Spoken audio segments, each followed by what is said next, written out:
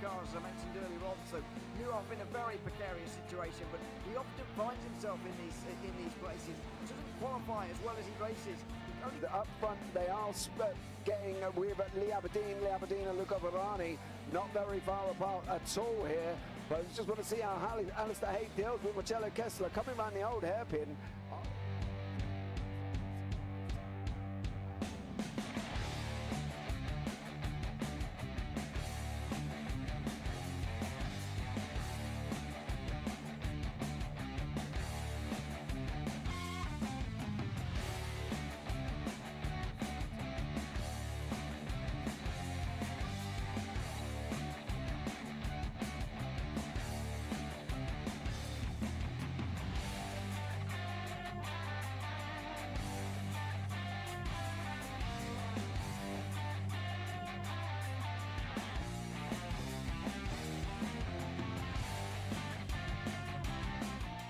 Say it's not the best decision they've ever made, just not having done that under the safety car, really.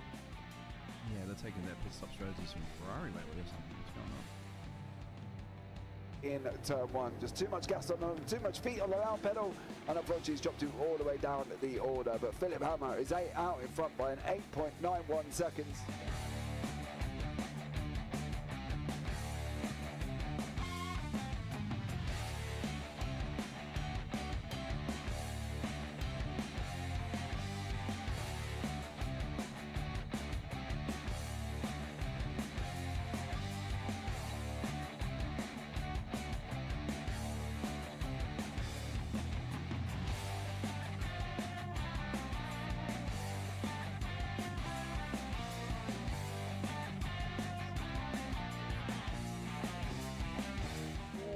Dan Michael is a wall there, sir.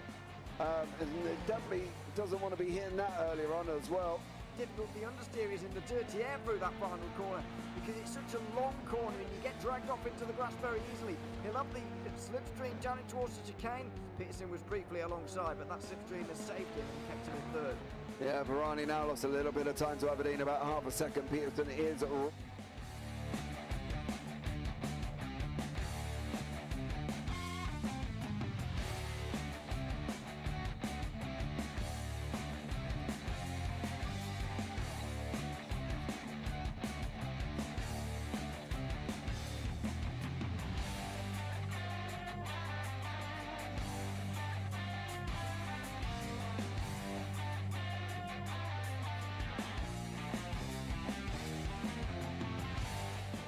Pike's pushed Morton forward up ahead. He's got out of line. Is now Pike going to have a go at Werrell? Don't push him off. He's in the championship fight. Jack Werrell chasing down Carl Jacklin. Further down, Rob Williams and Chris Barnes. Sensational run outside line now though for the heavy braking zone. Around the outside goes the Audi R8. Look how much Miller's caught back into play. Exactly. Miller's just like trouble. He's up on second and change. All of a sudden Miller's back in play.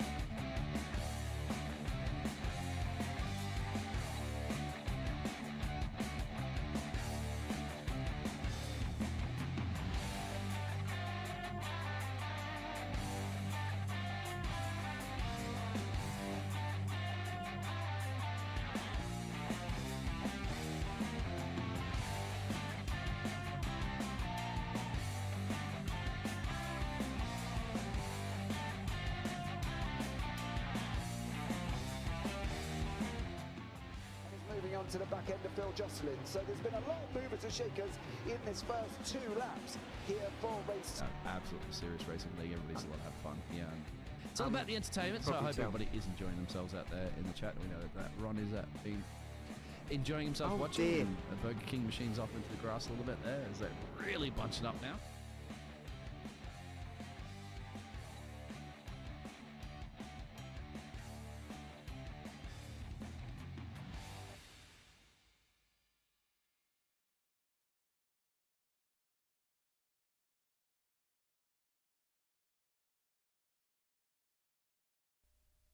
Well, good evening, hello and welcome ladies and gentlemen back to the Almost Pro Championship Season 6, Race 11. We are definitely towards the tail end of the championship now, and what an enthralling championship battle that we've got. Tonight, after the insane chaos that ensued a week ago when we took to Austin, Texas, we head down south a little bit more to Mexico City, and of course to the Mexico Grand Prix circuit. My name is Zach Sweeney. I'm your commentator to talk you through each and every single bit of racing action here this evening, both on the JPBroadcasting network and of course on the APC League Twitch channel as well. And of course it should be a lot of fun. Just to remind you of where we've come from. Of course, we started the season all the way back in March in Bahrain. Saudi Arabia, China, Canada, Austria were the first 5 rounds. We jumped in as JPB in round 6 for Silverstone. We've been to Spa, the Netherlands, Singapore a couple of weeks ago as well, and then of course last week at the USA. What an amazing season it's been, and that's just what we've been able to see. Look what's to come as well as we transition our way over into the new game cycle, but we'll finish this championship first. We head to Brazil, Qatar and the UAE to round off the season. We'll get into that a little bit later on though, because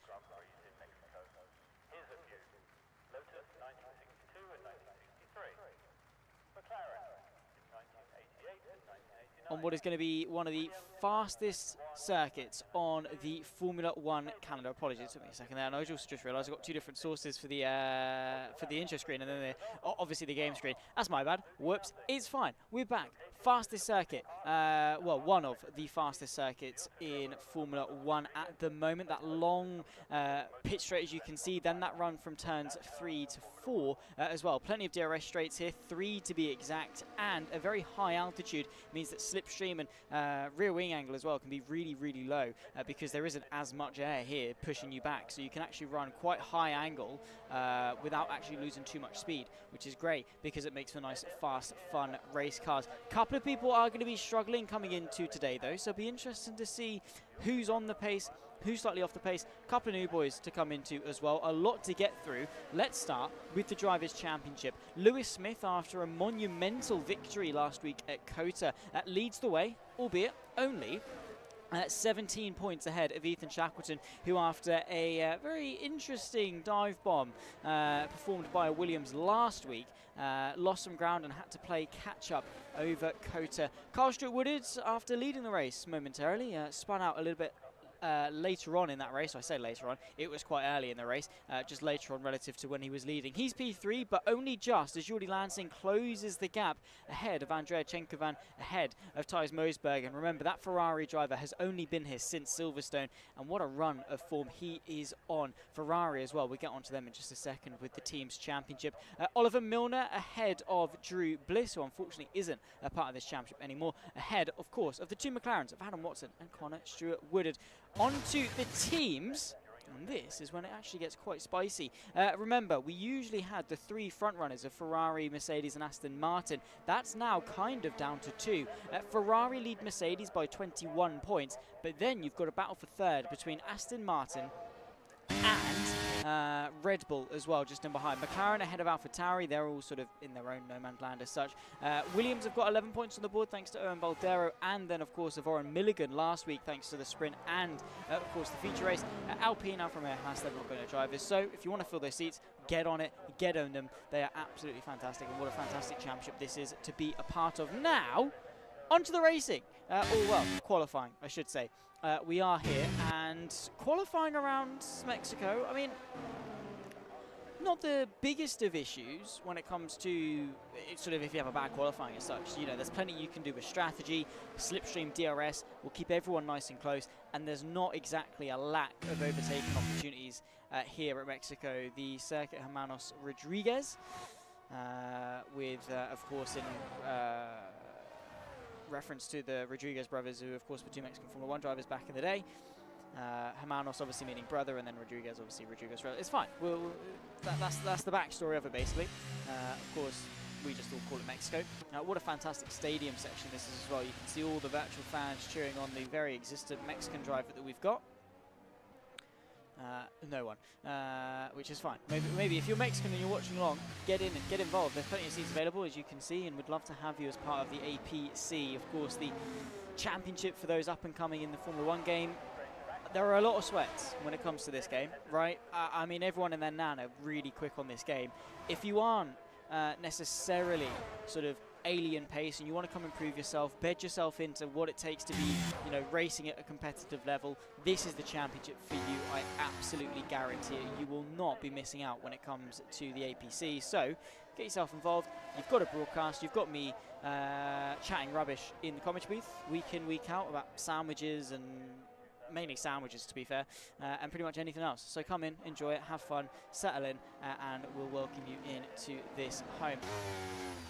Qualifying though, 13.5 minutes left to go. At the moment, it's Owen Baldero that leads the way. Of course, he was a part of Williams a couple of weeks ago. His seat has recently been taken up, of course, by Wongsawat Revirzi in Williams. Of course, you can see he says Toby Marshall. That's his friend's name. He set his EA account up for him. But no, his real name is Wongsawat Revirzi, and he at the moment is 4th place, ready to try and start his first lap time. Did want to talk about Owen Baldero though. He has been suffering a couple of connectivity issues over the last few weeks. It did momentarily take him out of the championship, but he's back in.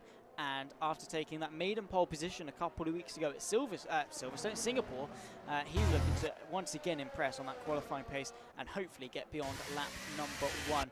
On board with Andrea Chenkovan as well through the stadium section. Very fidgety final couple of corners is that stadium section.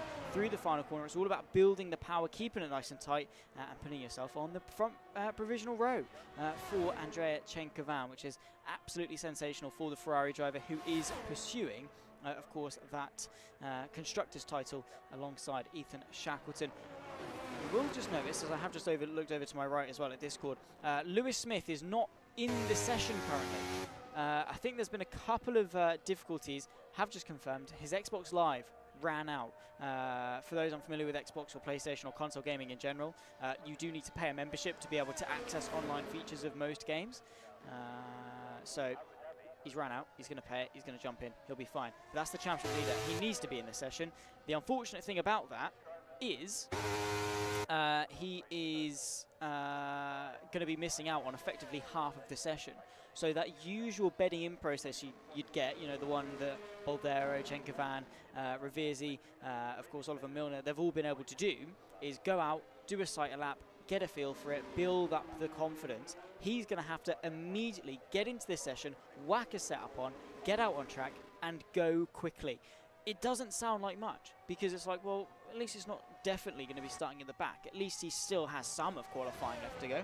Well, yeah, that's true. That is, you know, a positive to take out of it, but you still need to build the confidence up over 2 or 3 runs in qualifying. You usually want to be getting 3 or 4 total throughout the session. So you usually want to be aiming for 1 or 2 just to find your feet. And if you skip those, all of the pressure is then on to those final 3 or 4. You either play it safe and don't qualify as well, or take a risk and try and be towards your standard. And it is a difficult balance to strike. And that's one that he's going to have to look out for. On board with Kyle Stewart Woodard. He's up there, P3 in the championship. Not feeling too confident about today though. He's already got the racing driver excuses in. He's fine-tuned his setup, but found a different one that works a little bit better for him. Basically running a little bit more wings. However, invalidating at the first chicane, probably not the way to go about it for Stuart Woodard. Track limits as well, another thing that are very strict. Here at this circuit. I remember back in my league racing days, which was 3-4 years ago when I was actually competent on the F1 game, that Mexico was always a circuit that you could very easily, similar to COTA as well actually, that you could very easily rack up, 3, 6, 9, 12, boom, penalties, like literally just like that in a matter of laps. Through the S's, the first sector, the chicanes, it's very strict on the track limits, and as I say, you only get 2 warnings per penalty. You get 1 strike, 2 strike, and then the warning on the third, the penalty on the third, and that's 3 seconds, and that is life or death in a championship this close. Owen Baldero out there on circuit looks to be absolutely fine. My end, I can't see him glitching around, lagging anywhere, so touch wood. That's good. We'll have him for the race, which is great. We always want more contenders, more reason to spice things up for Mr. Ethan Shackleton and, of course, Lewis Smith when he is inevitably able to join us. Who else is out on the lap? Oliver Milner is out there, albeit slightly down on his time. He is going to complete the lap though. At the moment, 17.5 for him, and it's not enough to put him ahead, of course, of Reversi.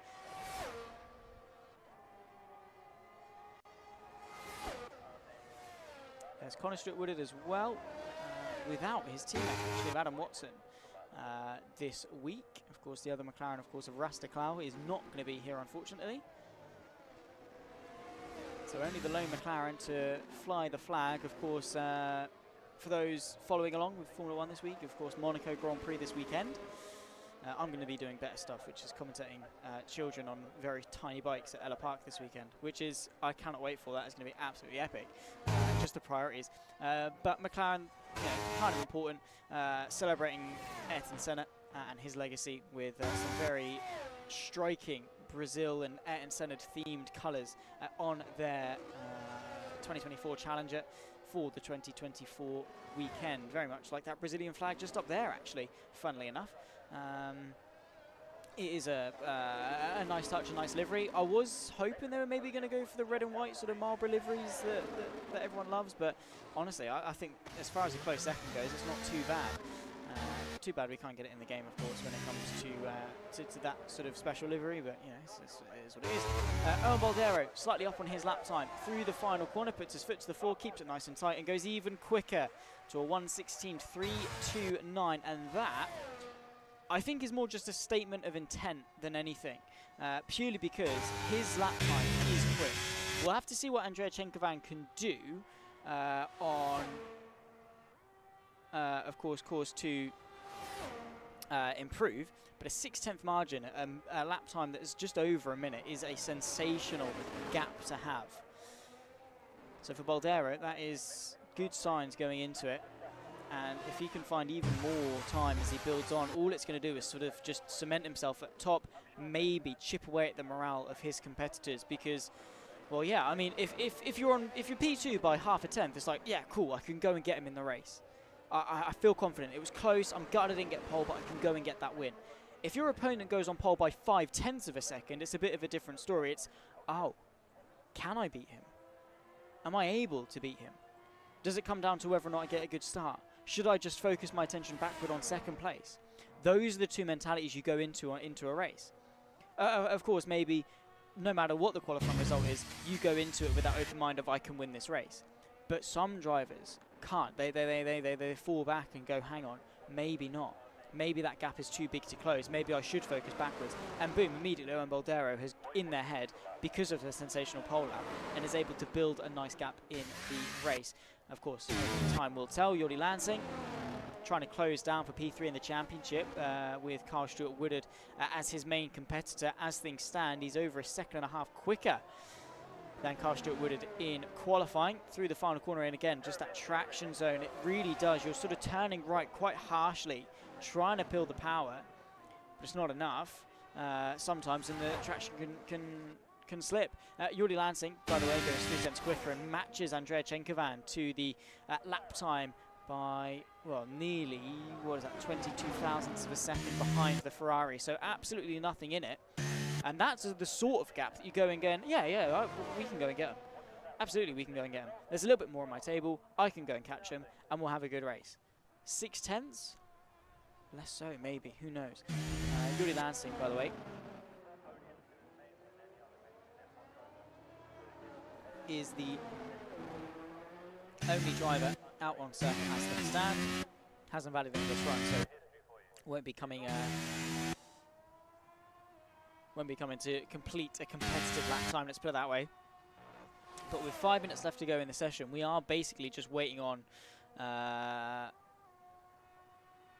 well, everyone just to come out for their final runs, essentially, when it comes to this this session. Right at the tail end of it, of course, with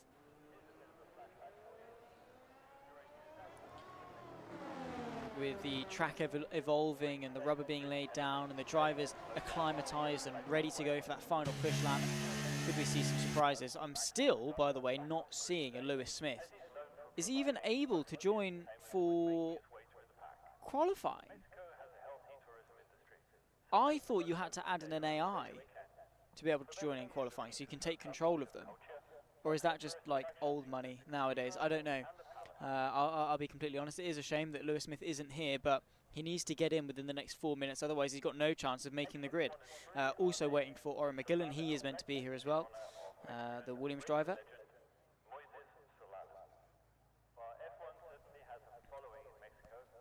Have also just been told, by the way, that we have got the chance of rain at the end of this race. Now, what is that going to do to the dynamic of this race? How is that going to affect strategy? Is the rain going to come? Do you hold off for it? Do you hope that it comes a little bit harsher, a little bit lighter than what the forecast predicts?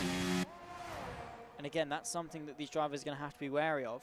What are they going to be able to tweak into their setups? Do they go for a more race-orientated setup? Do they focus more on qualifying? What adjustments do they make? Of course, in the rain, you want a higher ride height, more wing whack to the car, as to limit that aquaplaning where the wheels literally lift off the ground because the car is effectively just sailing. The water picks up the floor and lifts the wheels up. Sometimes, and then of course higher wing, just so you've got more downforce, more grip, and can slow you down a lot more effectively as well. You'd be surprised just at the engine braking that a Formula 1 car has just as you lift off, and also the drag from the rear wing. People always say from DRS at the back end of a straight, when you press the brake and the flap closes, the deceleration increases like tremendously, almost exponentially, because of course that drag just pulls you back, like opening your parachute when you're skydiving. That's effectively what DRS closing does. Is effectively just pulling the chute, and when you pull your chute and when you're skydiving, you don't actually go up. It's just, it appears that you go up because you slow down so much, and it is just that rapid deceleration, and that is effectively what they've got in the form of closing that rear wing.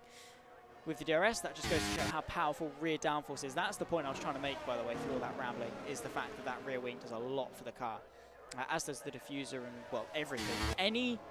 Anything you see in a Formula 1 car is there for a reason. Every nut, every bolt, every placement of every bit of carbon fiber, every adjustment made on the pushrod suspension, every little angle made on anything is there because it serves a purpose, because it adds lap time. Even down to the fact, right, when it comes to like being very aggressive with the weight saving, teams will choose different materials for the zippers on the driver's suits, race suits, because it will save like a gram of weight. And it might be thinking, well, yeah, but it's just 1 gram. But yeah, but if you can do that throughout the rest of the car, and you can save a gram here and a gram there and a gram here and a gram there, very quickly, you've then been able to save maybe a kilogram, right? If you're able to do it on 1,000 components throughout the car, which there are a lot of components, very easy to do. And very quickly, you've saved a kilogram. And that's like chucking a bag of sugar out the window, out the halo. And that is a lot of weight to save. So every little helps. That's why these drivers are going to be on the lowest fuel run possible. Thijs Moosbergen has got off to a very poor start. He's not going to be going for any further lap time in qualifying.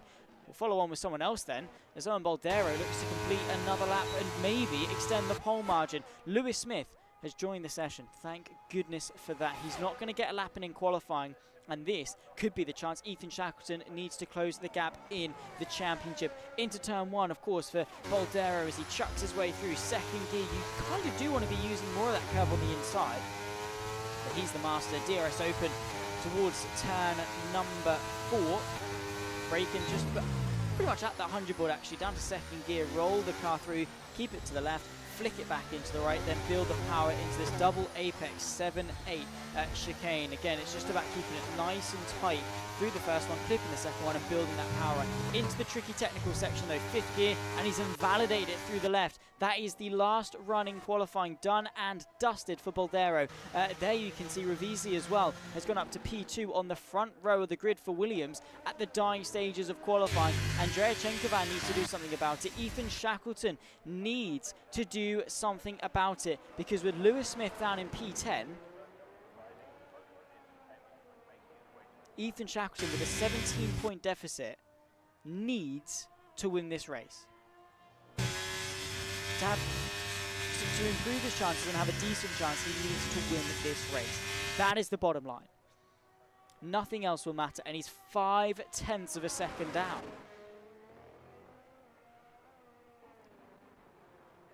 Maybe qualifying not a strong suit here at Mexico. The race, of course, is a different story. Through the final corner and to the line. Is it any improvement? No, it's not. He gained a bit of time in that final sector, but not enough. Chenkovan, though, is on a good lap time. Could it be a front row start here in Mexico City for the Ferrari driver across the line? And it is. Goes with just over 1/10 of a second within Owen Baldero's time, a 16.433. That right there is more like it from Andrea Chenkovan, finding so much time in that final sector, puts it on the front row and gives us a race here in Mexico.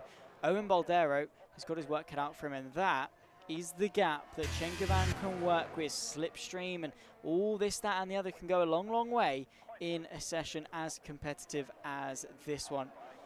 Also, by the way, just as an extra bonus, I have just been told you don't need the AI anymore to join, which is great, because obviously that's inefficient, and EA finally doing maybe something competent, I suppose. I don't know. Oh, let's breathe, shall we? What an intense end to qualifying there, Owen Baldero. And that's why you shouldn't feel safe, no matter what, right? Hubris is a very powerful thing, in the sense that, and what I mean by hubris is sort of pretending or having the false illusion that your power is indestructible, right? Like Napoleon and his empire, or the British Empire, whatever, and how everyone was built up around the fact that they are invincible and cannot be defeated. But eventually, it will crumble you down. Eventually, power fades. And that's why Owen Baldero, despite being so confident throughout the whole session, needed at least a decent final lap. In the end, he didn't, but he could have done if Andrea Chenkovan found just over 1/10 more, which is absolutely nothing separating the two on the front row. Of course, it's the debutant Owongso Ravisi that's on row 2, just ahead of Jordi Lansing, with Ethan Shackleton nearly 8/10 down in P5. We have then got Oliver Milner ahead, of course, of the McLaren of Connor Stewart-Woodard. Once again, it's an all Stewart-Woodard 4th row ahead of Kyle. Thijs Mosberger rounds off on row 9, in P9, ahead of Lewis Smith, championship leader, on row 5. Did momentarily see Owen Baldero in the waiting room. I was going to maybe drag him in to have a chat, but all good. He didn't mean to. That's fine.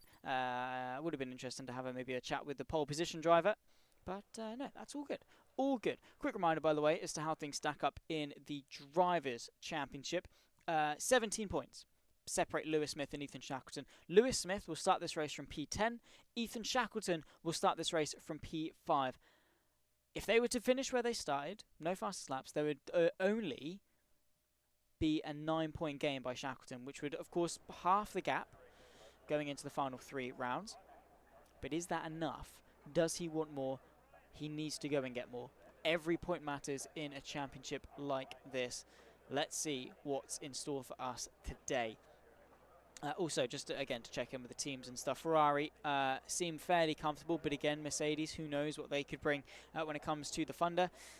Same to Aston Martin versus Red Bull. They're going to need some good results here today. Owen Baldero debuting for Aston Martin today. Let's see what he can bring to the table from pole position ahead. Of course, Red Bull, Thijs Mosberg and Jordi Lansing, they're all battling each other as well.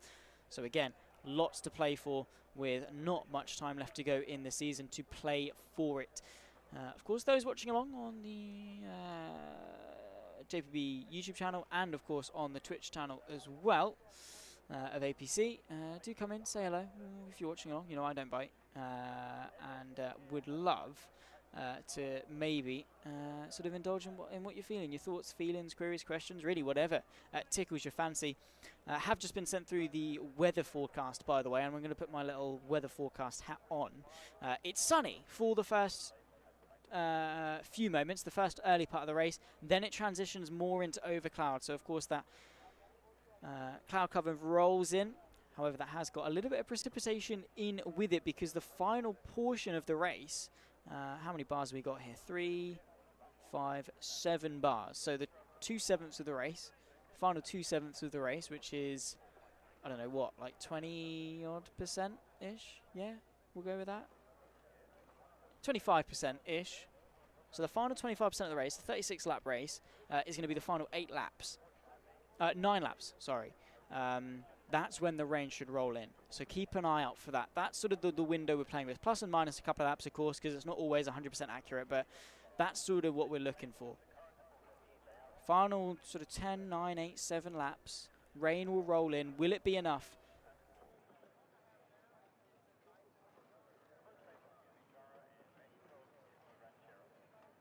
And will it be enough to force them onto inters, onto wets? Will they just have to tough it out on slicks? So many different possibilities.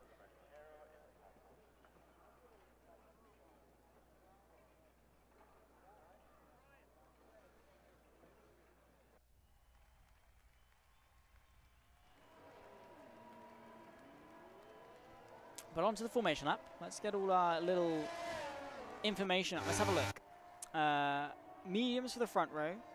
The debutant, of course, of Ravisi on the second row. In P3 is on the hards.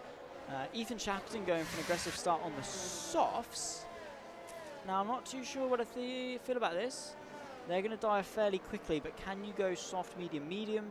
Can you go soft, hard, maybe? I don't know.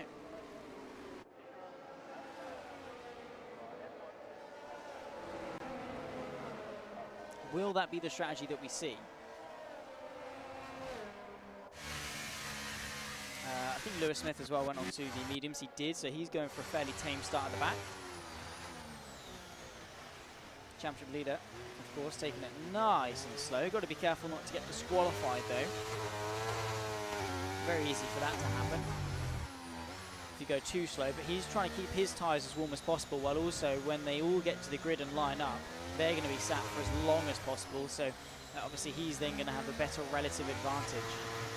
You can see some nice wheel spins, really getting some temperature into those rear tyres, which of course you're going to need off the start.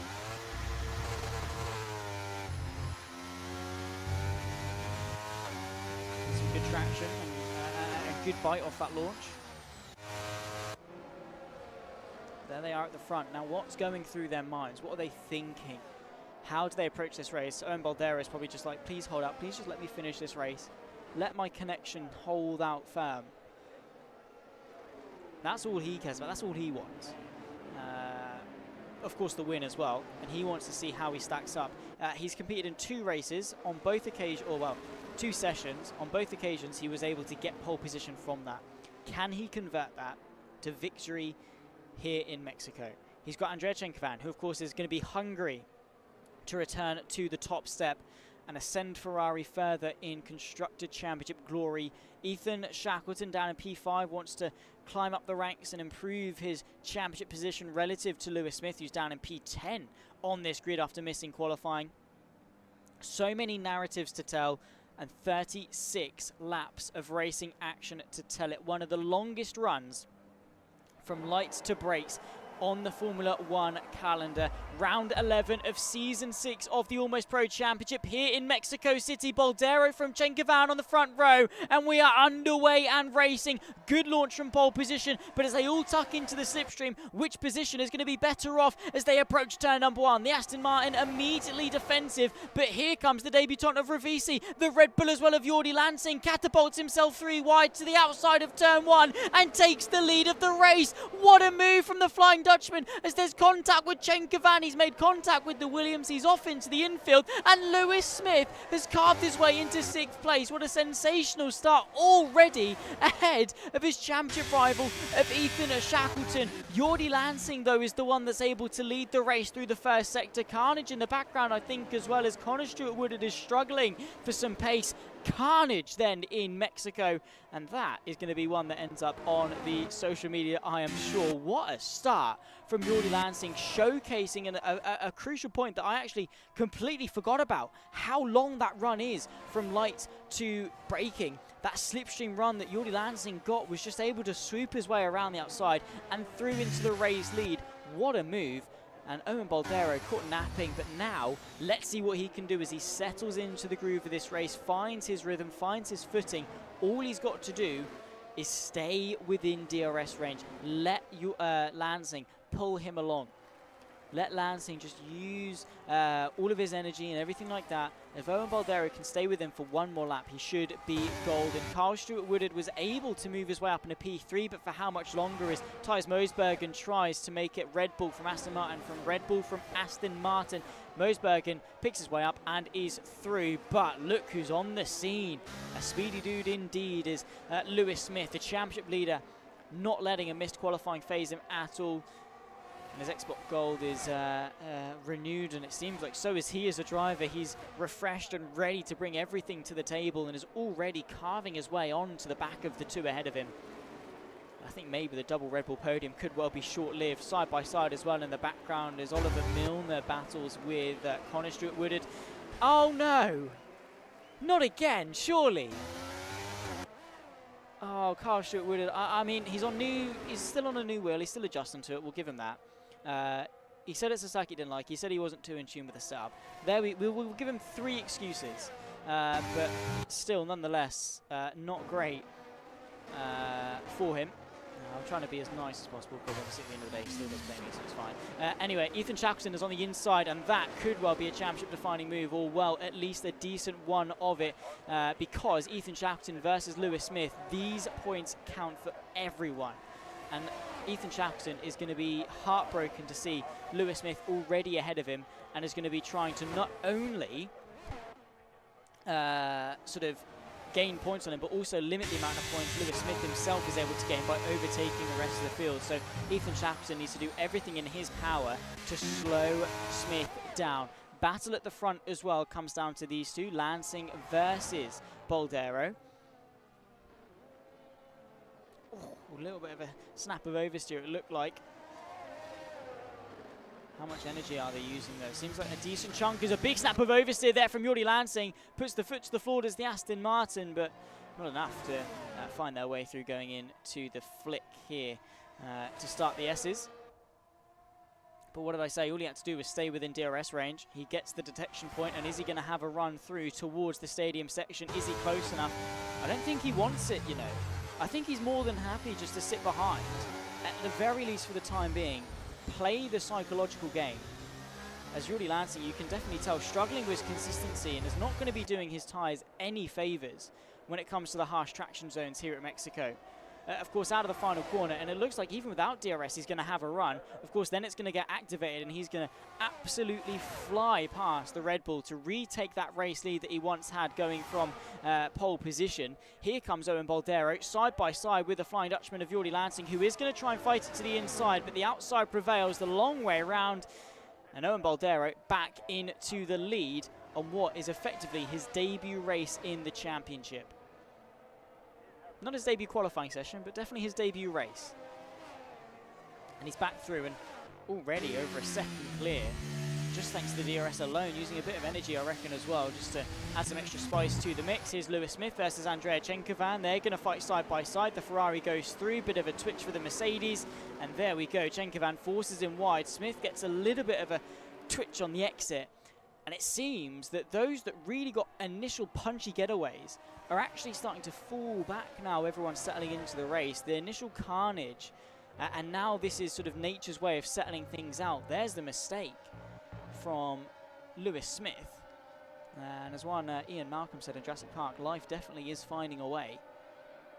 Because that initial chaos, and now it's all starting to sort of bring itself back into maybe where it should be in terms of where the pecking order is here in Mexico. Ethan Shackleton fourth ahead of Lewis Smith, who's now in P7, dropped back and doesn't quite seem to have the pace to contend. Initially was driving onto the back of Thijs Mosbergen. Now, for whatever reason, I don't know, maybe the tyre deg is really high, maybe the tyre temps are really high, using too much of them. Ethan Shackleton still got some life left in these softs and finds his way onto the podium after a shocking start that it was. But he's through into third.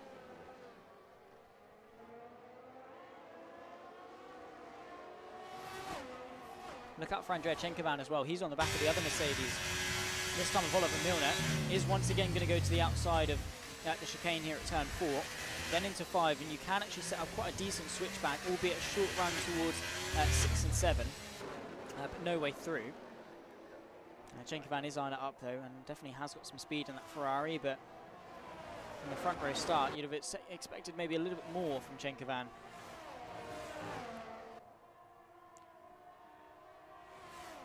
Nonetheless, though, is going to be trooping on. DRS once again towards the stadium section, but the Mercedes has it as well, and well, that just makes the effect null and void for the Ferrari. Gap at the front, though, Owen Baldera nearly 4 seconds clear of Jordi Lansing. Now, is that a case of being too hasty? Is he using too much of his tyre, or is he genuinely just that much faster than Lansing behind? It seemed to be the case as to how quickly he dispatched of him once he was able to get ahead. Now with the DRS, what can the Ferrari do? Maybe what can Oliver Milner do is they both hunt down the Red Bull, who's struggling for ERS deployment down this main straight, and through goes Oliver Milner. Chenkovan as well might be hungry to the inside of turn 1. He is going to give it a good go, but once again the Red Bull prevailing on the outer line. Chenkovan unable to find a way through, but a nice little move there from Oliver Milner. ERS conservation is going to be a big thing in this race. Ducking and diving, though, is the Croatian of Andrea Chenkovan, who finds his way past going into the chicane. However, the Red Bull strikes back through the next right-hander. No way through. Big snap of oversteer from the Ferrari, who just tries to keep these tyres in check. Using a lot of steering angle as well, just to re-bite that car back into the apex. But again, like I was saying, conservation of that energy recovery system is going to be key. A lot of straights, and basically you're using energy whenever you're on throttle, and then harvest it when you're off and on the brakes, of course. So even though you're not actually on the button, you're still using that energy. And because there's such long straights here, and granted a couple of heavy braking zones, but the offset is there, it's very easy to just drain through that battery very quickly, similar to how you would at Silverstone or Monza, circuits like that, where again the heavy braking zones versus the long flat out sections, how much time you spend on throttle versus off throttle. And here at Mexico City, it's one of those where the offset is quite large, and you have to be mindful as to how and when and how often you use your ERS. Maybe relying a little bit more on the DRS, the drag reduction system, more of a mechanical thing in regards to the principle, as opposed to the electrical assistance of the energy, to offset some of the pace differential and just allow you to save a bit more, recoup that battery and go again for a later charge. But Chenkovan trying to put some pressure onto Oliver Milner.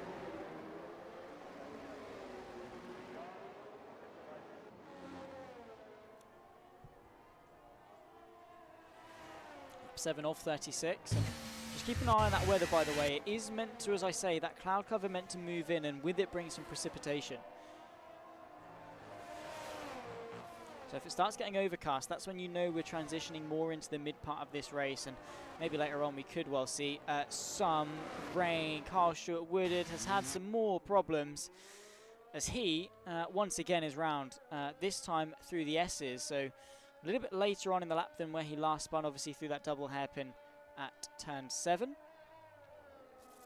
Still got the front wing though, which means he's doing better than Kota. However, has the Williams come in for a pit stop? He has.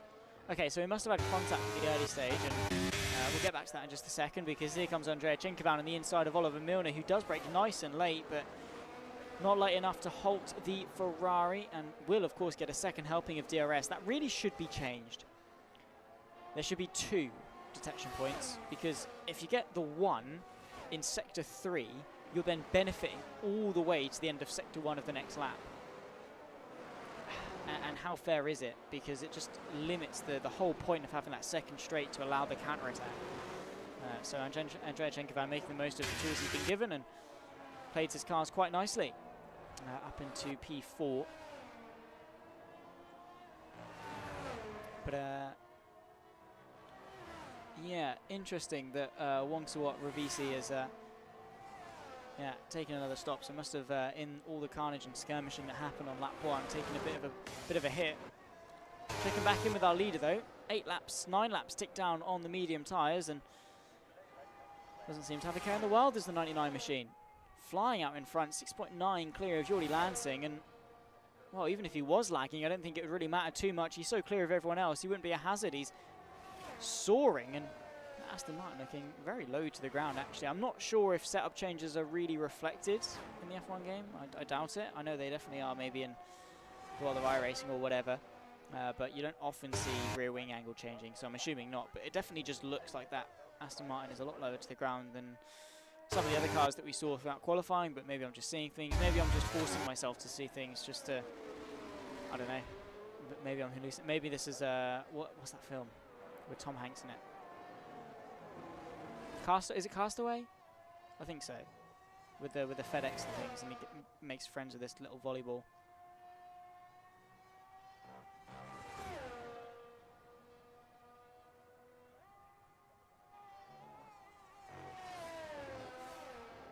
Maybe because Owen Balder is all by himself out in front, he might start hallucinating.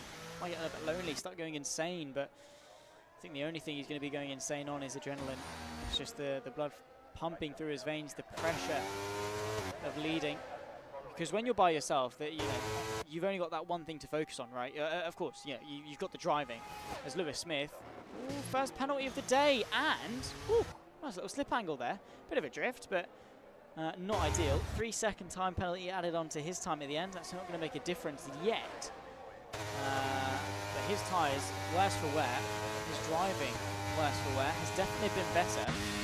He will be getting 6 points for P7. 15 for P3. So 9 points between them. And again, a reminder, there they are, 17 points between them in the Drivers' Championship coming into this race. So that's going to drop it down to just 8 points, which is a win and the fastest lap for Ethan Shackleton in a week's time when we head to Brazil.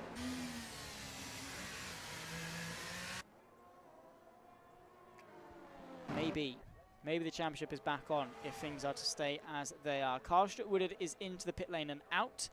After 10 laps, he's had enough of his initial medium tyres. Goes on to a set of softs. Ethan Shackleton, I mean, he seems to be doing just fine on those softs. That strategy is working quite well for him, actually, and able to keep those tyres in check. I think it's more down to just consistent, clean driving, hitting his marks, not allowing the car to slide out too much, and just, not over-driving the car, basically. When I competed in the Rocket Racing Star Formula 4 eSports Competition UK, great name, I know, that was one of the issues I was having. We were in Formula 4s at Brands Hatch, and my front left was screaming for help because I was just over-driving the car that much, being a little bit too aggressive. And sometimes, you know, like when you go for a qualifying lap and you hype yourself up and you push really hard to try and go quick, and you're chucking the car in, braking really hard, getting on the power, and you're telling yourself it's quick. Sometimes, though, all you're doing is hurting yourself, because those sharp, aggressive inputs are going to be applying more load through the fronts, and it really does start to take a toll. The front pressures heat up, then the car starts sliding, and before you know it, you've actually not really got much front grip to use. And that's probably why Deegan Fairclough is now in British F4 and I'm not, because that's why he's now leading the championship in 2024 and just the second season in single seaters, which is great. I was there though. I got the e-bike that everyone who participated in the grand final got. I play it down. It was alright. Managed to get into the grand final by knocking out someone by 0.001 of a second on my first lap in pre-qualifying, which was nervy to say the least, just sitting there watching the lap times come down, and I managed to get through Sunday. It was great. It was fine. Great competition. 2 years ago already, which is scary. 2 years ago I was doing my GCSEs as well, which, well, again, even scarier that it's 2 years ago. It's fine.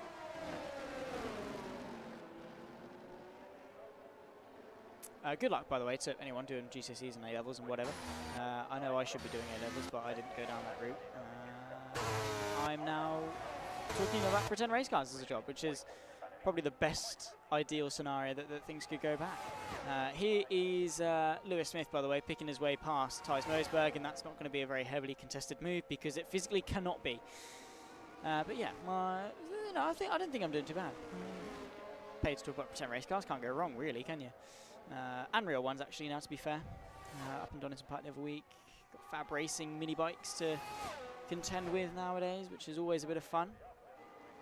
Tune in, by the way, if you're not watching the F1. There's a lot of racing on this weekend. Of course, the Indy 500, that race. I think we've got some... we've got, obviously, British Touring Car Championship. British F4 is on at Snetterton. Shame I can't go. I did go last year, but I'm in Ella Park for Fab. And yeah, Motorsport Media, if you want to go and shout them out as well. If you want to go watch some Fab mini bike racing this weekend, it's myself and Ross McIntyre in the commentary. Or as well, just as well, you could go and tune into some amazing JPBroadcasting broadcasts that are going to be happening over the weekend. Not entirely sure as to what we've got on. In fact, I'll go and check. Just for you lovely lot. That'll be more in the evening time for those in the UK. So again, if you have some spare time in the evening, you want to come check it out, by all means definitely do so. We'd be happy to have you, so make sure you are subscribing to everyone and being involved. Let's see if Tyson Rosberg, no, he's not going to be able to launch counter-attack, is he?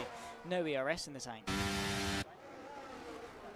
But when it comes to JPB for the rest of the week, we've got the BSC, which I think is a NASCAR championship. We've got some radicals, I think. No, actually, no, we've got more oval racing.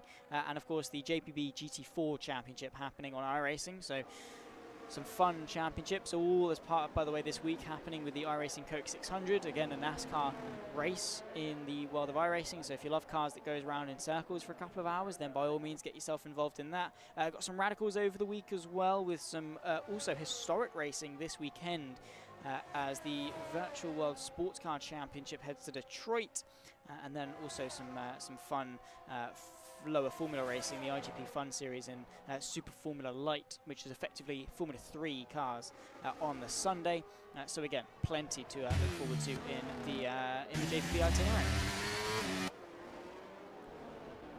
So definitely keep a lookout for some fun stuff in sim racing and in the, just the wild of motorsport. We've got some real life stuff going on. As I say, I'm doing a couple of bits, and plenty of karting championships out there as well if you want to just expand your reach.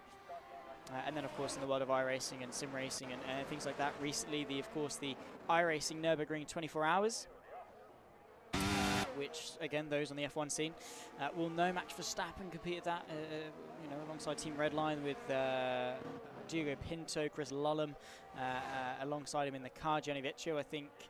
No, he wasn't in the car, he was in the other one. And then, of course, you had, like I say, the other car, Gianni Vecchio, Gustavo Ariel, and Ole Steinbratton as part of Team Redline, the two cars that they had, and of course were able to get first and third in the GT3 category. So that was a fun race to commentate on, actually, as part of the Racesport TV network, and it was quite fun. Yeah, second year in a row being able to talk about Max Verstappen and not try and fanboy too hard. It was fine. I mean, he was on track and having a chill time so far up in front. We didn't really actually see him too much, but yeah. Oh, that's a mistake. That's Lewis Smith off the road again, going through turn 8. And Thijs Moosbergen, that's going to be an easy job of finding his way through. Chenkovan on the back of Ethan Shackleton, who I think, calls it quits on the softs. And to be fair, did a mighty stint on them, it must be said.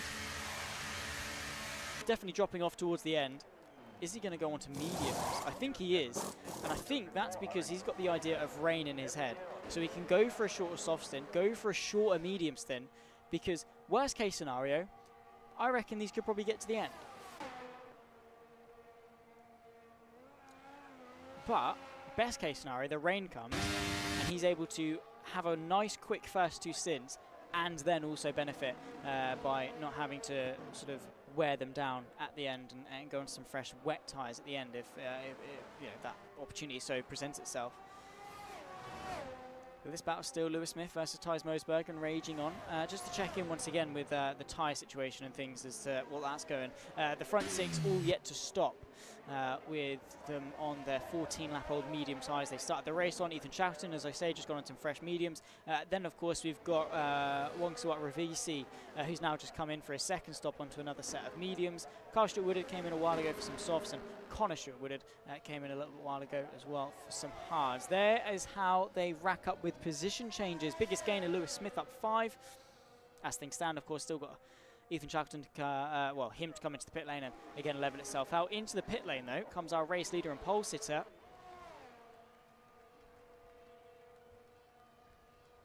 Owen Boldero, into the pit lane and out of the pit lane just a quick onto the hard compound tyre. So going the conventional medium hard route, not going for 2-stop. He comes out nicely into second place, so doesn't really have to stress too much about settling in or anything like that. Andrea Chenkovan comes in and out of the pit lane.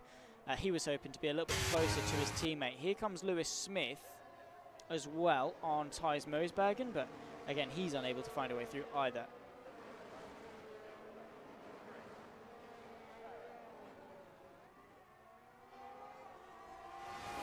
Maybe into the next braking zone here at turn 4, but that gets covered off quite nicely. Thijs Moosbergen being very aggressive with the championship leader. He was unable to find a way through, and that's just closing Ethan Shackleton back into play. Remember, Shackleton has already stopped in this race. The two ahead of him are yet to do so. So effectively, Shackleton is 20-odd seconds ahead of his championship rival. Through the flick of the left, and I think Lewis Smith has gone off again. He has. He's cut the chicane, and Ethan Shackleton goes alongside him through the S's. Who's going to be the one to emerge on top? Smith stays ahead, albeit slightly controversially now with the DRS. Here comes Ethan Shackleton, and defensive goes Lewis Smith. He's trying to do as much damage as possible to his championship rival, and understandably so. Into the stadium section, the Mercedes is slow.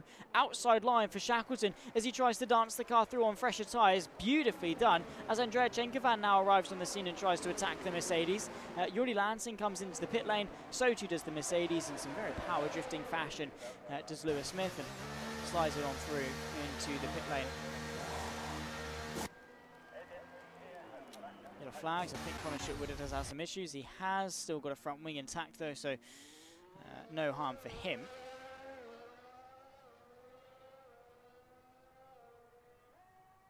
Faster lap of the race as well for VC, who's picked it through the tyre driver. And P6 as Thijs Mosbergen rejoins the race. Lap 17 of 36, still looks fairly sunny to me. No overcast bringing itself through just yet. And was imagining that to be maybe more towards that area by now, got to be honest.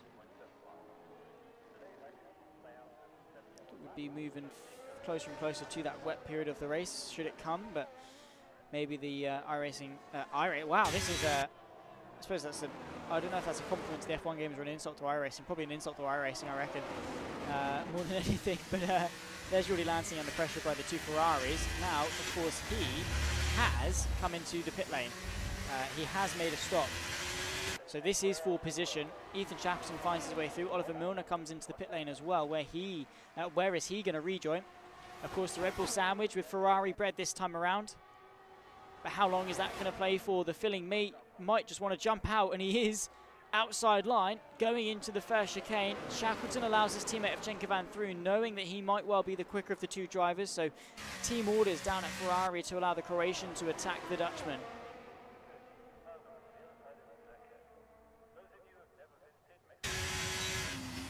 And that's a good strategy shown, by the way, by the two Ferrari. Shackleton, fair enough, he's got a championship to think about. But if there's the mutual gain to get ahead of Lansing and get into P2, then both Ferraris have to go for it. They've also got a Constructors' Championship to worry about.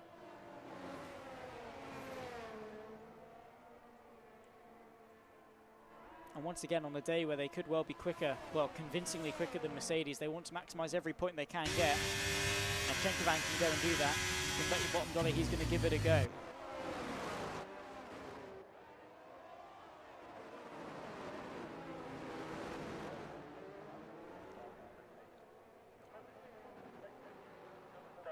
VC on the back of Oliver Milner as well.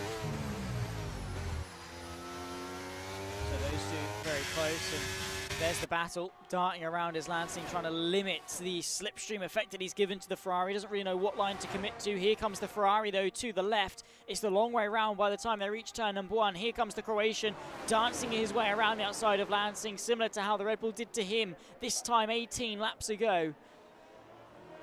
And he's through. Carl Shuttwood picks himself up a 3-second time penalty for multiple warnings. Here comes Ethan Shackleton as well, attacking the Red Bull. Once again to the outside on some softer tyres, of course, on the mediums compared to the hard.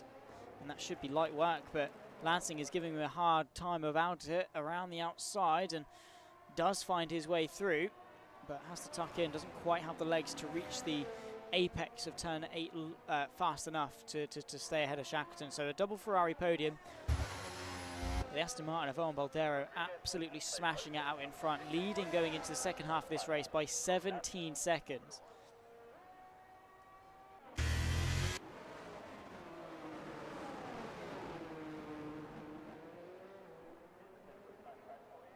Which, by the way, 19 completed laps and a 17.3 second lead is 9/10 of a second a lap gained on the rest of the field on average.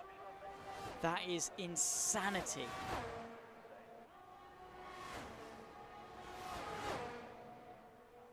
Yuri Lansing, though, is trying to launch a counter-attack and get back at the Ferraris. The DRS and the slipstream working well for him to the outside of turn 1, close to contact, but just pushing the limits was the Red Bull. And once again, settles himself nicely sandwiched between the two Ferraris. Defense to the left, leaves a bit of a gap open, though, so is Shackleton going to attack? And he does think about it, but again, not close enough to really be able to apply some pressure.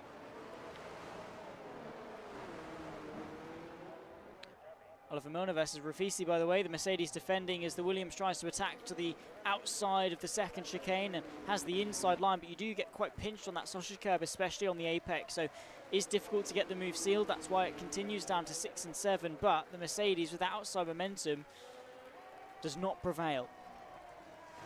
And Rafisi is through into 5th place and able to maybe hold firm there despite doing an extra stop. Question is, are those medium tyres going to be able to get to the end of this race?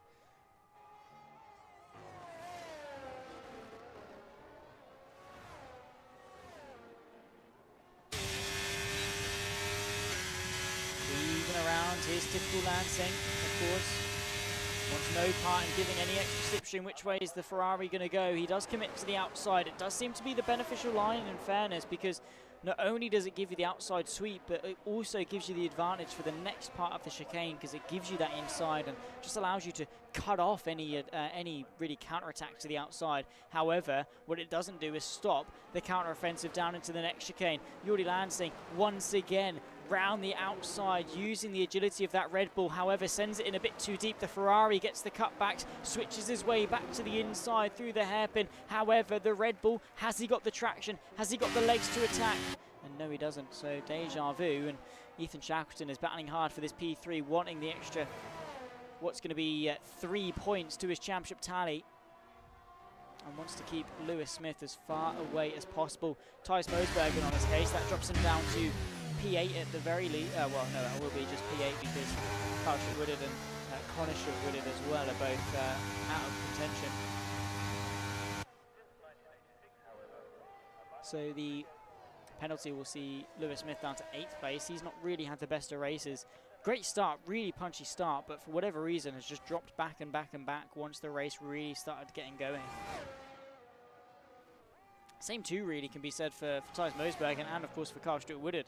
Those that were able to benefit from the early chaos have settled their way back into maybe the rightful pecking order of how this race should have gone. I mean, Carl Woodard did obviously warn me that he's not too strong around Mexico, and I think he has definitely shown for that in the race. No offense, obviously. Full offense, really. It's fine. But he's there, and he's trucking along. And the biggest thing is that he's still committed to the championship, committed to the league, putting all the hard work in that he does behind the scenes. It's easy to have a laugh at him when he bottles it going through turn 7 and whatever. But he is able to put on a great show. The reason this all happens is because of him. The reason I'm here is because of him and his hard work, and the investments that he's made into the championship have been nothing short of sensational.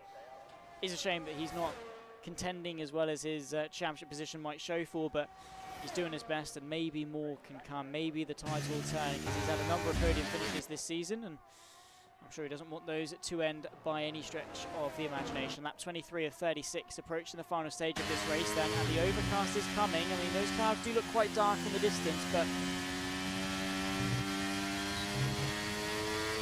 it going to be enough to bring out the wet weather? Are we going to have another rain-affected race, or is it just going to be an anticlimax once again and bring this race to a stall? Andrea Chenkovan, to be fair to him, has actually kept that gap to Boldero at a fairly stationary 16.8 seconds.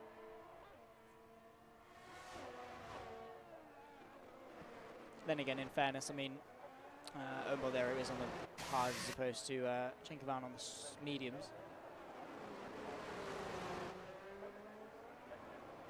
Will Lansing still, by the way, with Ethan Shackleton for company.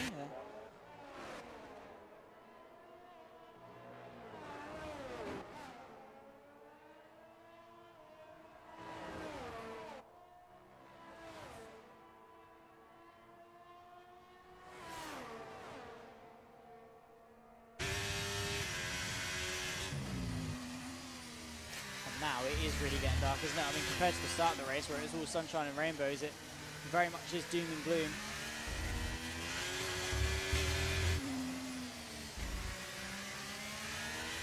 Maybe rain is on the horizon sooner rather than later.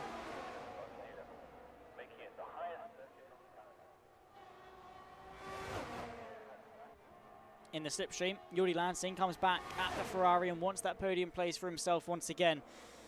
Shackleton, not really the wiser to it, and again with that penalty to contend with, I mean,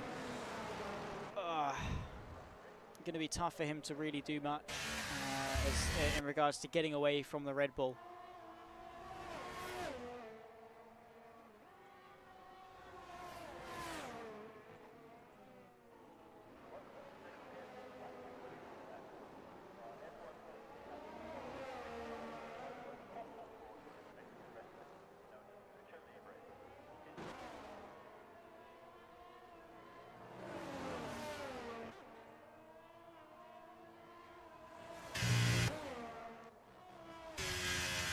So, is the rain an if? Is it a when? And how hard is it going to come down? Because that could really change the dynamic of this race and maybe give Ethan Shackleton that leg up that he needs to really contend to sort of get back onto the podium and get convincingly ahead of Jordi Lansing and onto the podium. Because at this stage, it doesn't seem that he's got the pace to do it outright, or at the very least, the DRS is not enabling him to showcase that pace.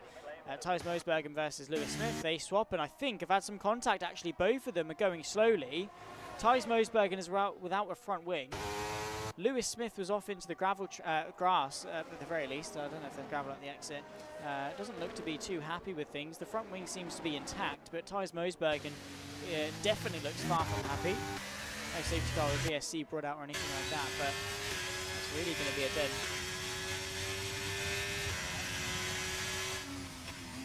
To Mosbergen.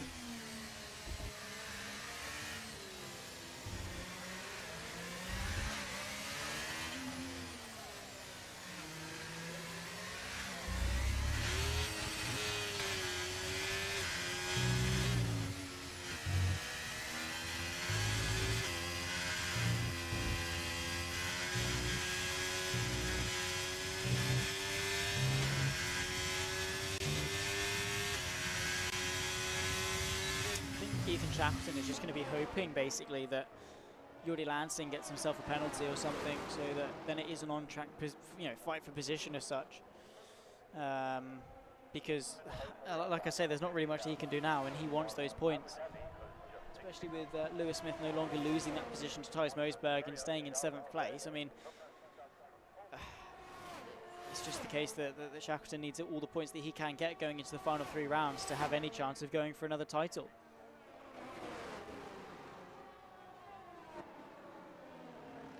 Of course, he was the champion 2 seasons ago. Season 4 went his way. Lewis Smith joined us in season 5 and is yet to win the championship and would like to do it this season. I mean, his pace is staggering. Both drivers, though, Shackleton and Smith, confident that they can go and win it. Confident that despite their hardship so far this season, they have what it takes to go and claim the Season 6 APC crown. Of course, both of them can think it, only one of them can go and do it. By the way, did know it, but it is effectively irrelevant. Owen Boldero has got himself a 3-second time penalty, ruining that clean record, but all good because, well, he's more than made up for 3 seconds in worth of time. 17.5 clear of Andrea Chenkovan into the final stages of this race, and we are, to be fair, within the window that I said the rain would hit. The 9 lap to go mark. Of course, it is actually 10 laps to go because you complete the last lap, so it's the gap difference. So the total laps versus the current lap plus 1. Of course, you complete the last lap, you don't just stop on lap 36. Here comes Ethan Shackleton, by the way, once again, this time on the inside of Jordi Lansing. I think he just had enough of an overlap that he was able to get through no matter what, and didn't really fancy trying his luck around the outside. Bit shaky actually from Lansing, those hards. Not really gripping up as the conditions get slightly colder, and if Shackleton can breach clear of 1 second, which he has, then maybe his pace is going to be enough to sort of fly away with things and maybe bridge that 3-second gap. He's got 2 seconds up to his teammate of Andrea Chenkovan. So if the Ferrari can reel the other Ferrari into DRS range, they can then use each other and pull each other across to get away from Rudy Lansing and beat him off, of course, in this race. Because that's the last thing they want, is Jordi Lansing pestering them for the final, 9 laps now. By the way, is the period that I said, and has that rain already? No way. Oh, I'm so good. BBC News, sign me up. What did I say? 9 laps to go. Boom, rain. Oh my God, I'm so good. Basically, yeah, I'm just commentator, meteorologist right here. I am one with the gods.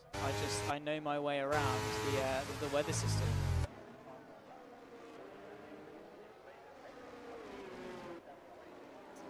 We have got, of course, Wongsawat Ravisi getting himself another 3-second time penalty now. With the rain coming down, like I predicted, who's going to be the first to blink going on to the Inters? I mean, Ravisi is in.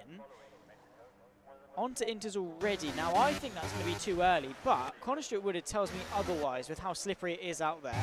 Maybe the rain is coming down hard. It seems that it is very greasy. Maybe Inters are going to be the way to go. We'll bring up the tyres just so everyone can see what's going on. Well, I mean, the grip is there. Owen Baldero definitely, he's struggling. He's definitely sliding around there. Yeah, it is time for Inters by a long shot. I mean, DRS hasn't been disabled yet, but it is coming down hard. Thijs Mosbergen, 5-second penalty for speeding in the pit lane. Tries to come in to get off those slicks, and in doing so has done himself more harm than good. There it is, DRS disabled. Baldero is into the pit lane. Chenkovan and Shackleton now. One of the, well, of course, it's going to have to be Shackleton to slow down as to not double stack, because he cannot afford to be losing time in this race at all. Final few laps to go. The rain has come down. Everyone is in onto intermediates. Oh, he's going to be slowed down. He's going to be slowed down. I think the Red Bull might be able to pitch him. He is. Jordi Lansing is going to get back out ahead of the Ferrari, and the race is on once again for Shackleton. A double stack that went wrong. Baldero, how does he do in a wet condition? He slayed in the dry, pulling out that huge gap that he's now got. 17 seconds to Andrea Chenkovan. One small mistake, ABS locking up in the rain, the traction slipping as he runs through the S's, all different things that can go wrong for Owen Baldero.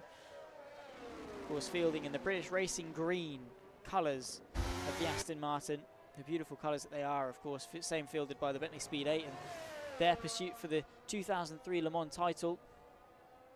Guy Smith at the wheel, and on the topic of pressure, and well, while we got the British Racing green, all that Guy Smith was talking about when I asked him sort of what goes through your head with the pressure, of course, the expectations of you winning Le Mans and things like that.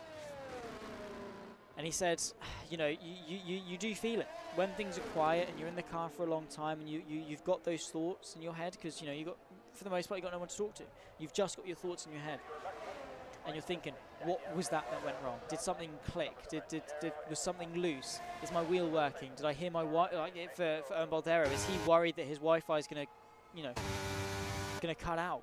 All those different things that can be affecting his mental state and taking his focus away from the driving. Of course, it doesn't seem to have been the case thus far. He seems to be completely bulletproof. But another thing Guy Smith said, again, one of the drivers at the wheel of the Bentley Speed 8, was that at the end of the day, you just get the helmet on and you push and you do the job that you set out to do. And that has been spoken for in bucket loads by Baldero. He's going to come into his debut race with 2 pole positions, strangely enough. And he could well leave with another maiden victor this season. Of course, Chenkovan did it first.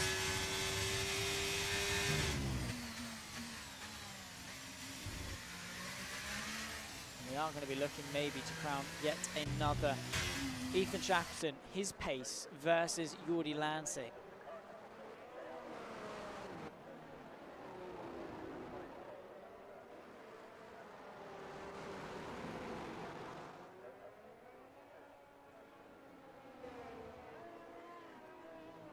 Is that gap coming down?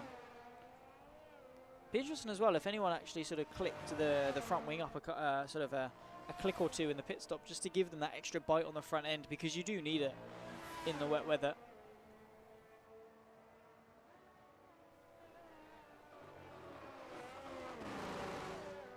But maybe not. Maybe they're stuck with the setup they put on. Maybe that was their idea all along, was to just run with that wet setup. Because it does make a difference. I think you gain more, you lose less from having a wet setup in a dry race than you do a dry setup in a wet race. So if in doubt, just put the wet setup on, I think. That's how I would have looked at it anyway. Sort of, if there is rain on the horizon, you'll lose less having the wet setup on for the dry than you would having the dry setup on for the wet. Not sure how many, if any, would agree with me on that one, but I would think so.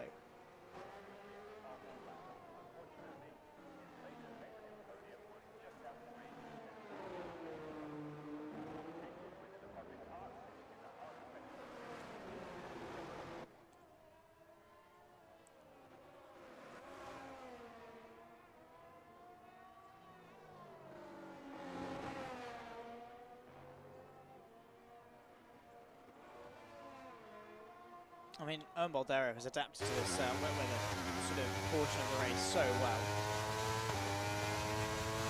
I mean, he's just bedded straight into it, really, with acclimatizing himself to the wet weather. He's just gotten in and just driven. He's grown the gap to Chenkovan, who himself has grown the gap to Yuri Lansing, who himself has grown the gap to Ethan Shackleton. Have to give a shout out and praise, by the way, to Wongswat Ravisi. On their debut race. Of course, P3 in qualifying. As Carl Stewart has retired from the session. And that, ladies and gentlemen, is a safety car. Late drama thanks to the wet weather. Stuart Woodard has brought out the safety car on lap 32 of 36. Now, Owen Boldero backs up the pack.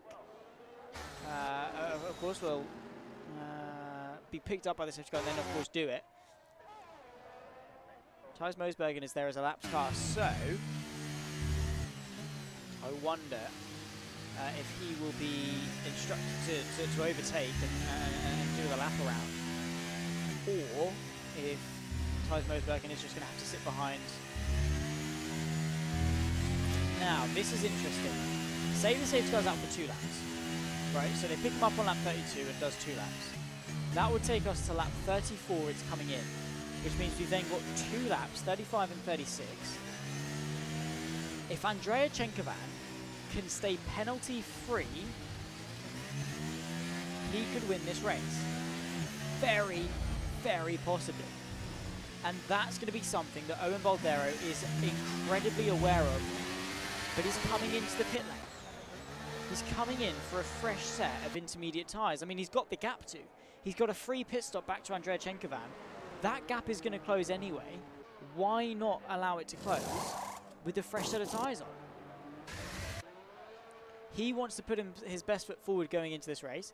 What it does do is release Thijs Mosbergen to not have any chance of being sort of stopped by the safety car, because that'll just tell him to go past and overtake.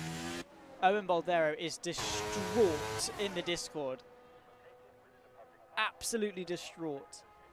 Because now the lead, the monstrous lead, the last 32 laps of hard work that Owen Boldero has just done has just been crumpled up and just launched into the nearest bin. That 17, not even, that 20-second gap that he built means diddly squat heading into just 2 laps of racing. He was comfortable, and it goes back to what I was saying in qualifying about hubris, about feeling so comfortable and complacent in your power, just for it to just be swept away under your feet. He got complacent, he got that penalty. Thought, it's okay, I'm 17 seconds clear, it won't matter. Safety car, gaps closed. Now, that 17-second gap, that safety buffer that he once thought he had with the control that he had over the first portion of this race, is gone. Andrea Chenkovan is now the one in control. And I'm not saying that obviously Boldero was complacent, but like intently, or anything like that. But just small things slip. You you don't mind the penalty as much. It's not that big of a deal to you until it is. When you build yourself up, just be prepared to look down at how far you've come up, because that's how far you've got to fall straight after.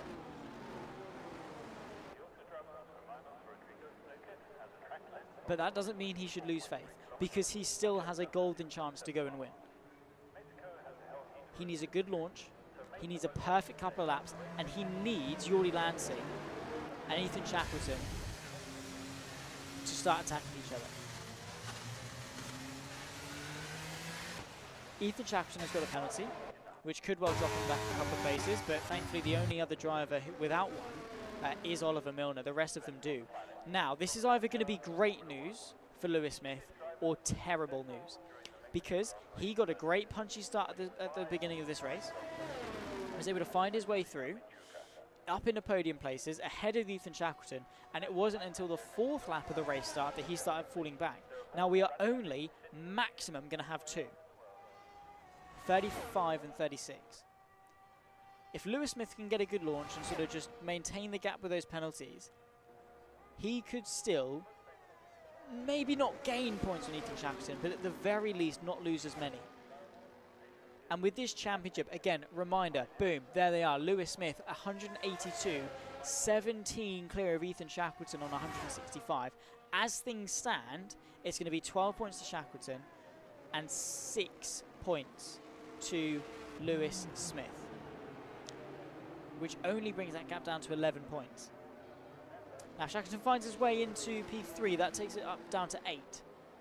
Shackleton finds his way into P2, that brings it down even further to 5.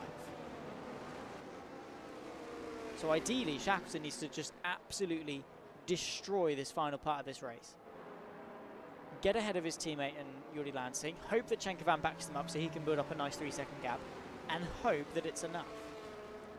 But Lewis Smith, on the flip side of that, needs to make sure this final couple of laps are perfect, that he can gain as many places as possible, because the championship could well depend on it. When we head in a couple of weeks' time to Abu Dhabi and we look at the situation in the championship, this is one of the moments that we're going to look back on. Mexico City, round 11. Because this type of race changes the narrative. Owen Boldero is in charge of his own destiny. He leads the pack, he's the effective safety car, and we've got 2 laps of racing action left to go here in Mexico. The Aston Martin is ready to put his foot back to the floor. 2 more laps of racing, and Thijs Moosbergen and Lewis Smith have DNF'd.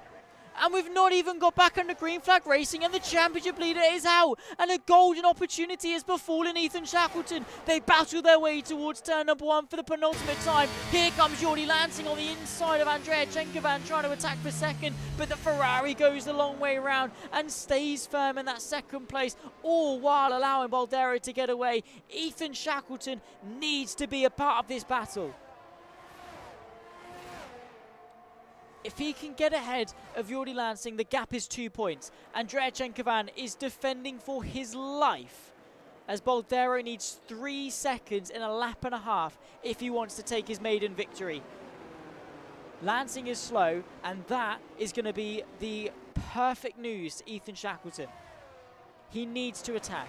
They need to get themselves back up to speed, and they need to find a way through. Because if not, Oliver Milner is there to pick up the pieces, and very quickly a golden opportunity where Lewis Smith scores 0 points is only going to turn itself into a 10-point lead, a 10-point gain for Shackleton, when it could well be the tip in the scale needed to retake the championship lead. And those are the 2 extremes. Shackleton could walk out of this race still 8 points behind Lewis Smith, or he could walk out 1 point ahead. And this final lap decides exactly that. I don't think he's going to be close enough to be able to attack Chenkovan, but he could well put up a good battle against Jordy Lansing. Whatever ERS he's got left, he needs to dump it now. I'd love to know what happened. I did see, I think, Oliver Milner backing up. I don't want to point fingers or anything like that, but someone was backing up in the stadium section and broke away from the pack, and I think that might have been what caused at least some of the shenanigans at the back of the field. But nonetheless, it's happened. Lewis Smith is going to be enraged that he just spent sort of 14 quid on Xbox Live for that. But, you know, it's fine. But the suspense has been building up to this race. With 9 laps to go, the rain came out. A safety car with 4 laps to go. And this sprint to the finish, where Owen Boldero looks set from his second pole position in the Almost Pro Championship to take his first victory. There we go, the other debutant as well, of course, at Wongtarat Ravisi is starting to attack Shackleton, and this is full position because they've both got penalties. Shackleton has to go defensive. Oliver Milner, as things stand, is going to get ahead, and I think this could well be the worst case scenario for Shackleton. He could well lose 2 places at the end of this race, but here comes, for his first ever full distance race, Owen Boldero across the line in very treacherous conditions, wins round 11 of the APC. Andrea Chenkovan brings it home for P2, another podium for the Croatian. Jordi Lansing P3, with Oliver Milner taking 4th. What a race that was here in Mexico. The debut driver of Wongtarat Ravisi takes 5th place, and Ethan Shackleton, it's only 6th. He's gained 8 points from this race. Who took the fastest lap? Wasn't Ethan Shackleton. It was not Ethan Shackleton. And it's points games, don't get me wrong, it brings it down to 9 points. But that would still mean Lewis Smith can finish 2nd and still be winning the championship, leading the championship.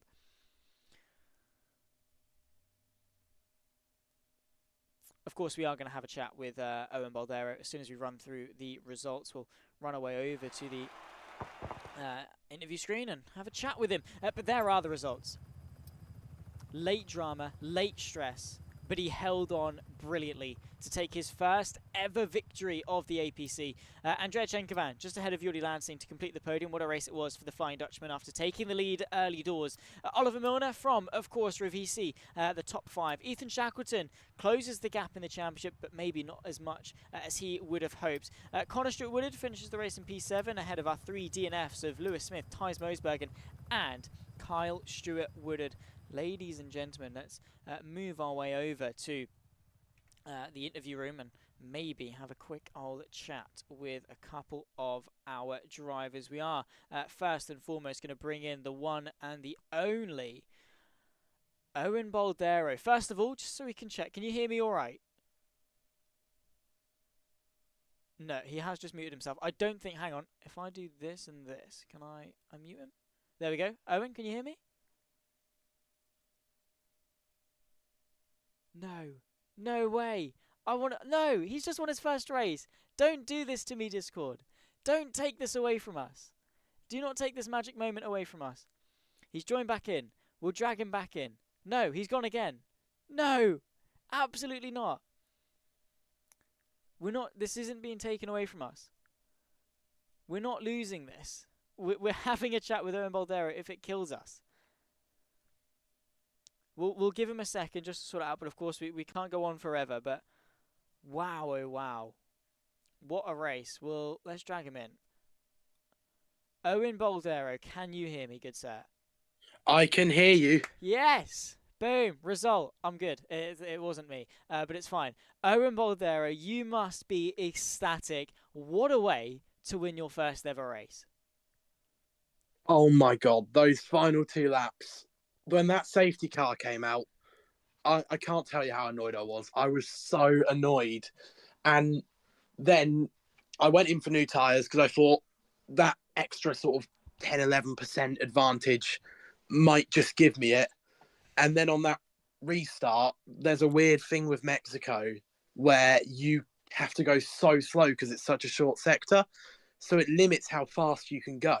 So the restart probably looked really dodgy from the stream perspective, but it literally limits my throttle. I couldn't do anything. And then off that turn 1, the Red Bull behind the Ferrari that was behind me attacked him, got me a nice gap, and I was like, oh my God, I can do this. Those final 2 laps, I've never pushed harder in my life. Oh, crazy race. And what was going through your mind for, well, the other 32 laps of the race? I mean, it was a slow and tentative start, which, to be fair, was expected from pole position and how long that run was. But for those 32 laps, I mean, were you just hoping your Wi-Fi was going to hold out for? Were you confident that you were going to bring home the win? I thought I could win it, but I was actually focusing on fuel saving because I made a oversight with the fuel, and because I forgot there was a formation lap. So I, going on to the start, had +1 fuel because I was revving the engine, trying to warm my tyres up on the formation lap. Forgot about, it actually uses fuel.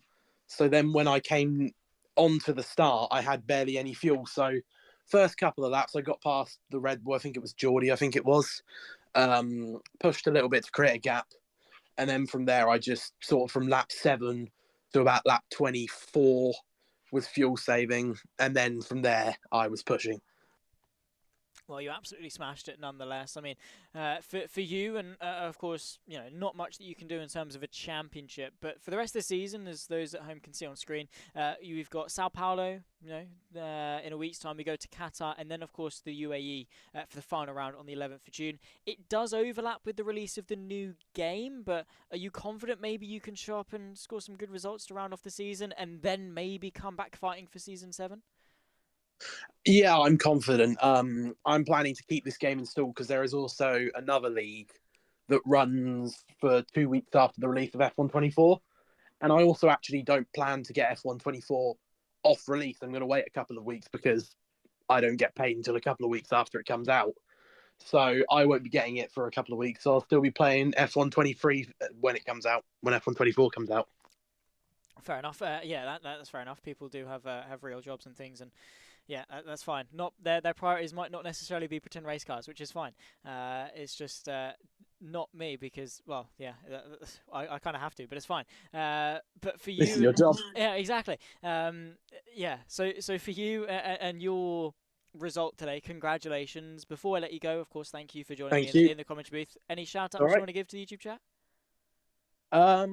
I'd like to shout out Senki, the Ferrari that was behind me, because I didn't think I was going to win that. He was quick. He was actually gaining on me at points of the race, so fair play to him. Absolutely smashed it. Well, take care, Owen. We'll see you back in a week's time, hopefully, with still some stable internet. Yeah, it worked this time, so hopefully we can keep it like that. Fingers crossed. Take care. See you in a week's time. You too. See you later. Awesome stuff. Owen Baldero, a very perky chap. Let's put it that way. Absolutely smashed it this weekend. Next up, we'll take a chat with. We'll go with Carl Stewart with it, I think. Next up, well, talk us through your race. I mean, a fantastic start to sort of make the most of the carnage and things. What was it that I suppose necessarily needed improving your end? I know there was a very difficult sort of bedding in process for you, but at points there was potential up until, of course, the inevitable DNF, which again, talk to us about that because, well, again, what happened?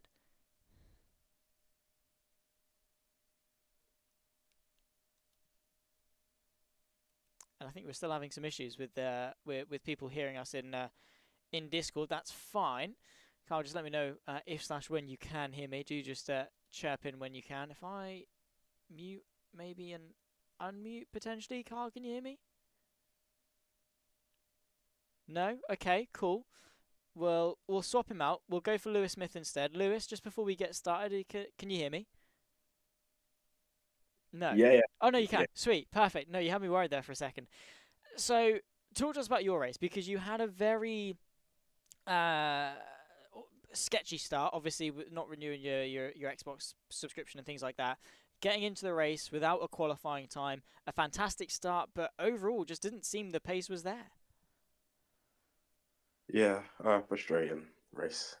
No kidding with that one. But yeah, no, I had no setup as well, which I think it wasn't a problem in terms of driving the car, but the car felt terrible. It was just more reference points and how the car, I wasn't used to it, so they're struggling, and I just I guess whatever happened at the start, from there I just started falling back, and obviously the pace wasn't there today, but it's it happens.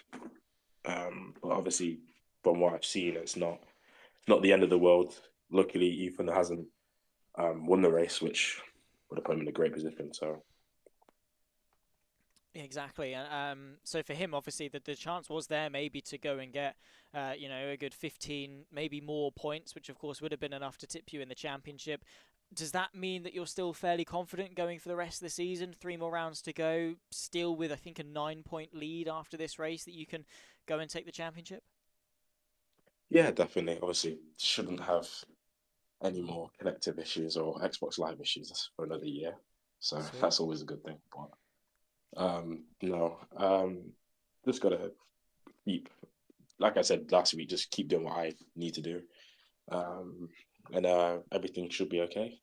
Just keep trying to, I guess, win races. Obviously, it's tough now with more races coming in, and obviously the race winner today. Congratulations to him. Fantastic pace again from what I've seen. So it's going to be difficult, but I'm just got to do what I've got to do, and hopefully that will be enough. Awesome stuff. Well, thank you for coming in, albeit a very not great end to the race for you. Of course, before we let you go, are there any shout-outs you want to give to the YouTube chat? No shout-outs, but obviously I'm going to give apology to Kyle because we had a little skirmish at the start. Wasn't intentional for me to try and I wasn't even trying to overtake. It's just literally just me missing my reference point. So I apologize to him, and then the Red Bull as well. I need to watch it back to see what happened on the safety car restart, but we just tangled up with each other, which resulted in us DNFing. So yeah, just an apology to both of those. Obviously, need to watch it back to see where I've gone wrong, but it wasn't intentional on my end, obviously. Yeah, definitely. So, well, I'm sure they'll appreciate the apologies nonetheless, and all eyes forward, I suppose, to a week's time when we head to Brazil. Yeah, thank you for having me. See you next week. Awesome stuff. Take care. Lewis Smith taking the DNF this week, but of course, a driver of his stature shouldn't be too phased by it. The championship is still on.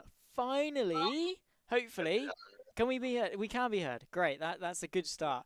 We can finally move forward into the absolute drilling of Kyle Stewart-Woodard and his performance here today in Mexico. I suppose just start at the start for us and sort of the difficulties you had coming into this week of racing. Great. Joining the booth here, Zach. And apologies, my Xbox wasn't letting me join. Wouldn't let me speak to you for some reason, but I'm on the PC now. So Mexico's never been a good track for me. It's actually been a while since we've raced it in the league. I struggled during all my practice sessions, although I did manage to get a setup today. Finally, that made me feel a lot more comfortable. Even with the rain, I wasn't too concerned. And then quali, unfortunately I was in the Discord helping somebody get into the session. Our championship leader, Lewis Smith, finally got him in. I had realised that I had run out of time to make my lap. I tried cutting corners, but unfortunately I didn't get to the start line in time, so I didn't get a second quali run in, unfortunately. And then that ended up being my downfall, because not only was I far back, but then our good friend Lewis Smith took me out in the race. So yeah. So you've gone from your brother to the championship leader.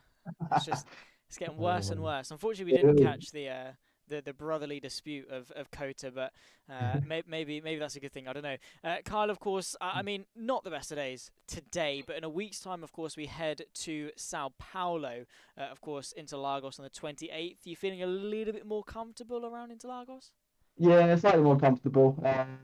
Definitely not one of my best tracks, but definitely a track I'm hoping for a good midfield result in. It is a bit disappointing today, just because I had quite a good start up into P3, and I thought it was going to end up being a good sort of midfield result in the end, even with all my struggles. But that is what it is. I have to go through and have a look again and actually see how that happened and whether I need to put that to the stewards today. But yeah, Interlagos next week. Yeah, as I say, not one of my best tracks, but definitely a track I hope for a decent result in. It's going to be a struggle to keep Chenky and Geordie behind me in the championship if they've not already taken me today. But yeah, I'll give it my best. But yeah, a few good tracks coming up to end the season, so quite excited. Is there anything you can tell us now, potentially, of plans of Season 7 on the new game? Oh, okay, yeah. So we've got the There's a vote. There's a vote, driver vote for some tracks to go into next season, and it looks like we're going to get Qatar again next season. And what was the other one? There were two that were highly voted. I can't remember what it is now, but yeah, I think Qatar. I think the two Italy's potentially. We're just going to see with the vote ends at the end of the week. And then we've got obviously some other good tracks coming up. Some we haven't seen in a little while. Yeah, but next week we should have a provisional calendar. Awesome stuff. Well, that is definitely going to be something to look forward to, Carl. Thank you once again, of course, for all your hard work behind the scenes, and of course for coming and joining me in the commentary booth. Before we let you go, any shout outs you want to give to the chat? No, just thanks anyone who's watching, anyone who's supporting the league at the moment. But the biggest shout really is to you, Zach. I think you're smashing it here, and all the clips we put online from your commentary, they get great results. I think we had over 10,000 views on one of the recent videos of you commentating. So thank you mostly. And anyone else who's watching. I say it pays to know your sandwiches. That's the way to go about it. Funnily enough, we had more of a Ferrari sandwich today, but I'm sure you'll go back and enjoy that. Thank you so much for joining me, and of course we'll see you back when we head to Brazil. Indeed, thank you, Zach. Awesome stuff. Carl Stewart-Woodard then. Not the best of races for him, let's put it that way, but he's hoping for more when we head to Interlagos in a week's time. The calendar has been popping up over the duration of the interviews, as you might have seen there. There is finally, we've ticked off Mexico. Final 3, rounds 12, 13 and 14. We head to Brazil before that final Middle Eastern run for Qatar and Abu Dhabi before we transition our way towards Season 7.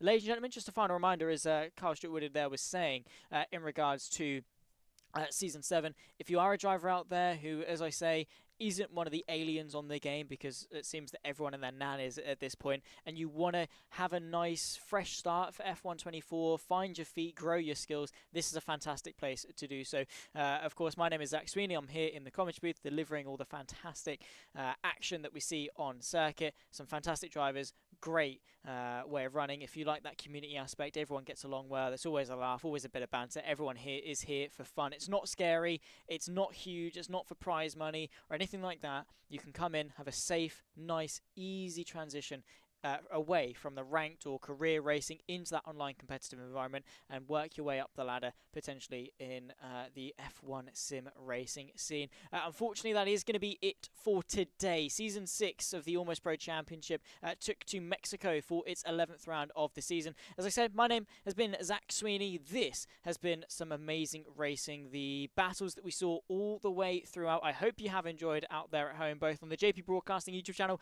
and, of course, on the APC League Twitch. Make sure to like, subscribe, follow, turn the bell on, follow, everything. Make sure to follow APC on Twitter, Instagram, wherever you can find it on social media as well. Make sure you're staying up to date with things, standings, highlight reels, all of that heads up there as well. But from myself in the commentary booth, we'll see you in a week's time when we head to Brazil. It's goodbye for now.